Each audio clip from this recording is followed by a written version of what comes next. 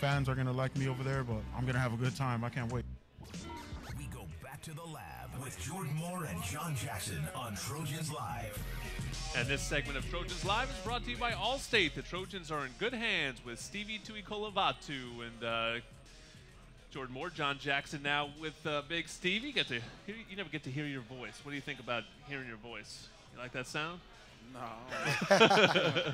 Well, I like hearing you because you're such an interesting story, and this week you're a grad transfer, so you graduated from Utah. It basically makes you a free agent, right? I mean, you're almost in that professional mindset. So did you target USC? Does USC target you? How does that work? I targeted USC. So why? Just because it's closer to home in the Pac-12.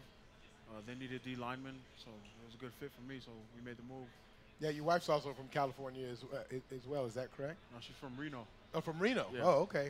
So you had no time, just not random. I mean, you had reasons, but there wasn't anything that was a driving force to get you here. Just that they had no D linemen. Okay. So they're pretty thin. That's a big driving force, certainly, and you become a hugely important player. So, I mean, you really looked at the roster and you said, this is a great opportunity for me. Yeah. So Utah, who you're going to play this week, why did they develop the defensive linemen so well? I mean, it really has become a thing up there. They got another great group this week, 10 sacks last week, and if a guy like you is fighting for minutes, I mean, they must be pretty good. I don't know. They just take pride up there in being a defensive lineman. I don't really know what makes Utah defensive linemen so good. I think it's just the mindset they have. They go out every Saturday and play as hard as they can for each other and know that the guy next to them has their back. Now, the one thing that you know when you go to Utah, there's a little altitude element that you're going to have to deal with. Talked about the altitude a little bit and how much does it affect you, when you go back there. And have you talked to your teammates at all about having to deal with it? I don't know. This is going to be my first time. My first time going from low elevation. Right, you're used to training in it. Yeah, I'm used to training in it and coming play here in California. So I hope it's not that much of a difference. I do talk to my boys over there, and they're excited about the game. I'm excited. It's going to feel like practice all over again. Yeah, I was wondering. So, I mean, did we get the trash talking started? Are we going on blackout this week? How much texting with your old teammates is going on? More FaceTime than texting. Oh, sorry. I mean, I just somehow dated myself by using the term texting. Yeah, so you're FaceTiming. Okay. Yeah. And, I mean, are we keeping it good-natured, or we throwing down the gauntlet? What's going on? We'll probably throw it down on Friday. But as of right now, it's just still jokes here and there, just making fun of each other. But just all that good stuff. Talk about this defensive unit a little bit.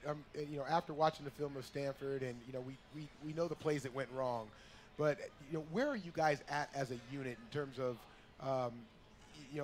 I know there's improvements that need to be made, but from a player standpoint, where are you guys at right now? I feel we're just about where we want to be, despite those little mistakes that we have, and trying to get those fixed right now, and they'll get fixed by Friday. So we like what we have, and we believe what we have. So we just got to put it on tape, like our coach would say, and eliminate our mistakes. You play so many teams, and we'll get into all these conversations in the next 2 months about how you deal with the spread and all these teams that are trying to run around you. You just so happen to have found 3 of the 4 teams to start this season in college football that are trying to run at you. Is the challenge pretty similar this week with Utah than the kind of offense that you saw against Stanford? I think Utah has the bodies to run like Stanford and run like Alabama, but they run the spread. So it's kind of a mixture of both. They run the spread, but the physicality that they bring is more of the Stanford, more of the Alabama. So it's kind of a weird mix-up. How does it change things for you? I don't think it changes anything at all. It's just trying to do my job and not do too much. Just do my 111 and see how it pans out. Against Stanford, obviously they're a run-oriented team first, and then you sort of got the same thing with Utah in terms of what they want to do. For you as a defensive lineman, do you enjoy playing against the run teams, or is it the pass?